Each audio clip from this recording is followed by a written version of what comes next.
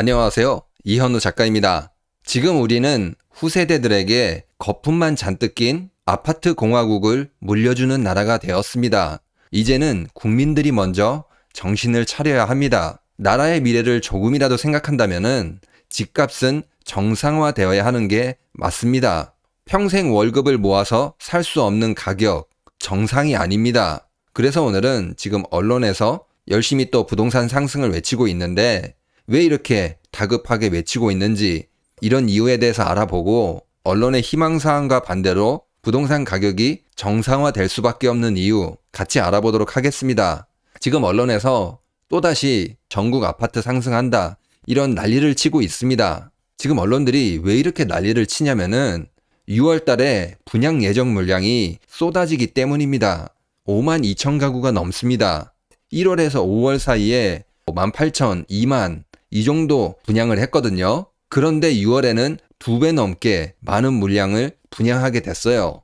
이렇게 되니까 언론에서는 뭐 하는 거죠? 열심히 선동을 하고 있는 것입니다. 부동산 마케팅을 하고 있는 거예요.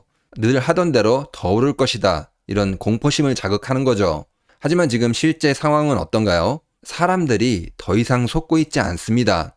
지금 분양이 잘 안 되고 있습니다. 원래 2024년에 계획한 분양 물량이 있을 거 아니에요? 그런데 여기서 3분의 1도 채우지 못했습니다.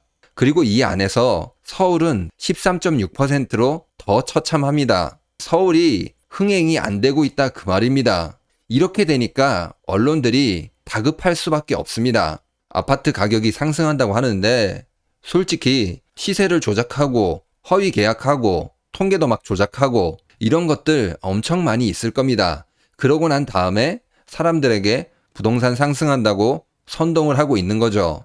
그렇지만 지금 어떻게 되고 있죠? 언론에서 줍줍이라고 나오고 있는데 줍줍이라는 말은 결국에는 미분양이란 뜻입니다. 지금 미분양 통계도 엄청나게 숨겨놨을 텐데 이것도 나중에 드러날 것이라고 생각합니다.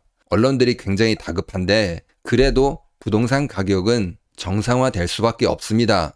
가장 큰 이유는 출산율 때문입니다. 서울은 더 심각합니다. 출산율이 0.55명이라고 합니다. 지금 이 상태로 진행이 되면은 손자 세대에는 100명이 8명으로 줄어든다고 합니다.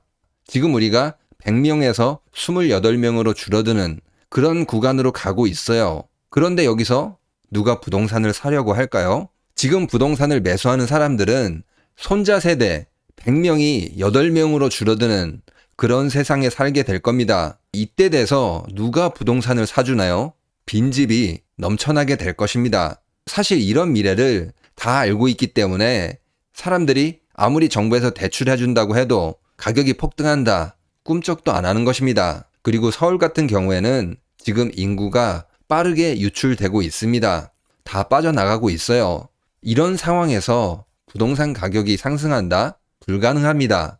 대세 하락, 그러니까 정상화로 이어지게 될 것입니다. 그리고 지금 언론에서는 크게 보도되고 있지 않은데 캐피탈하고 저축은행 이런 데가 신용등급이 계속 강등되고 있습니다.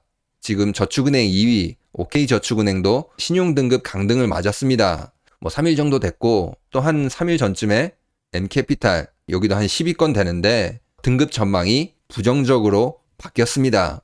지금 PF발 신용 위기가 확대되고 있어요. 그래서 지금 더더욱 난리인 것 같아요. 정부에서도 PF를 빨리 정리해라 이렇게 이야기하니까 결국에는 사람들에게 물량 떠넘겨서 현금을 조달하려고 하는 그런 모양으로도 보입니다. 저축은행, 캐피탈 이런 데도 지금 위험해지고 있지만 이런 돈이 없어서 경매, 공매로 나오는 것들도 쏟아지고 있습니다.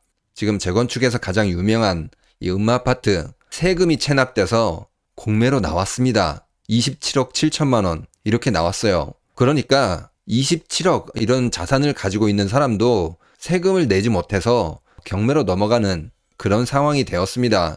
음마아파트는 굉장히 상징성이 있거든요. 이 사람이 분명히 팔아보려고도 했을 거예요. 중간에. 그런데 그렇게 안 되고 세금 몇 푼 못 내서 공매로 나왔다. 부동산 시장이 그만큼 얼어붙었다는 것입니다. 그것도 부동산 투기 핵심 지역, 핵심 아파트, 음마아파트에서 이런 일이 발생했다는 것은 부동산 시장이 그만큼 얼어붙었다는 것입니다. 그리고 서울도 투자 열기, 투기 열기 이런 것들이 많이 죽었다는 거죠. 그리고 지금 미국에서 약간 안 좋은 조짐이라고 할까요? 이런 게 보이고 있거든요. 국채 수익률이 다시 반등을 했어요. 이 국채 수익률이 다시 반등을 하게 된다는 거는 시장 금리가 올라간다는 겁니다. 왜냐면은 미국 재무부가 5년짜리, 7년짜리 이렇게 국채를 발행했는데 투자자들의 반응이 좋지 않았다고 합니다. 그렇게 되니까 어떻게 된 거죠? 국채를 팔아야 되는데 이게 제대로 발행이 안 되니까 금리를 더 줘서라도 팔 수밖에 없는 그런 상황이 된 것입니다. 그리고 진짜 기준금리가 상승할 수 있는 그런 신호라고도 볼 수 있는 거죠. 지금 제가 금리 인상 이야기 하니까 언론에서는 다 금리 인하 이야기 하는데 너 혼자서 헛소리 한다, 뇌피셜이다 이렇게 이야기 하는데 사실은 제가 분석한 것도 있는데 제가 언론과 반대되는 이야기를 그래도 조금은 자신감 있게 하는 이유가 실제로 연준 이사들이 금리에 관해서 굉장히 보수적으로 이야기하고 있습니다. 다른 분들은 모르겠는데 여기 나와 있는 5분들 전부 다 금리 인하는 미뤄야 한다. 금리 인상 배제할 수 없다. 금리 인하를 위해서는 더 많은 근거가 필요하다. 금리 인상 고려할 수 있다. 이런 이야기를 다 했습니다. 여기 나와 있는 분들은 연준 이사들입니다.